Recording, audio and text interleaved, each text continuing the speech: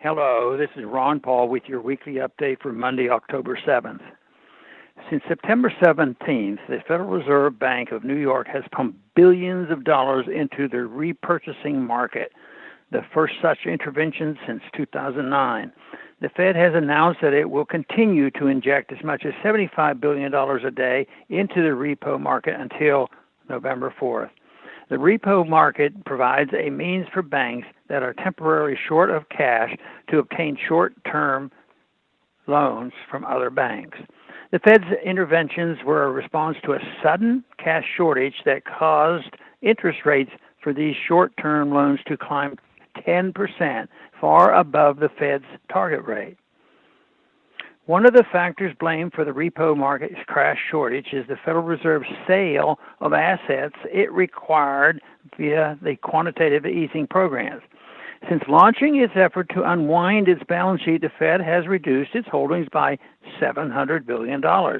This seems like a large amount, but given the Fed's balance sheet was over $4 trillion, the Fed only reduced its holdings by approximately 18%.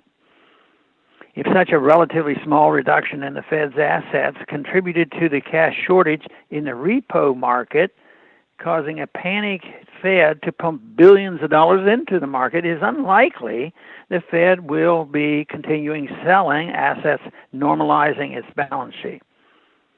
Another factor contributing to the repo market's crash was a major sale of U.S. Treasury security. Sales of government securities leave less capital available for private sector investments, increasing interest rates. This crowding out effect provides one more justification for the Federal Reserve to pump more money into the markets. The crowding out effect is just one way federal debt increases pressure on the Fed to keep interest rates low. Increasing federal debt increases pressure on the Fed to maintain a low interest rates to keep federal government's interest payments from reaching unsustainable levels. The over $1 trillion in rising federal deficit is the major reason the Federal Reserve is likely to keep interest rates low or even adopt the insane policy of negative interest rates. The American people are not even allowed to know what banks benefited from the Fed's intervention in the repo market or what plans the Fed is making for future bailouts, even though the people will pay for those bailouts either through increased taxes, debt, or the Federal Reserve's hidden inflation tax when the next crash occurs. Of course, the average people who will lose their savings and their jobs in the next crash will not be bailed out. This is one more reason why it's so important Congress takes the first step toward changing monetary policy by passing Audit the Fed.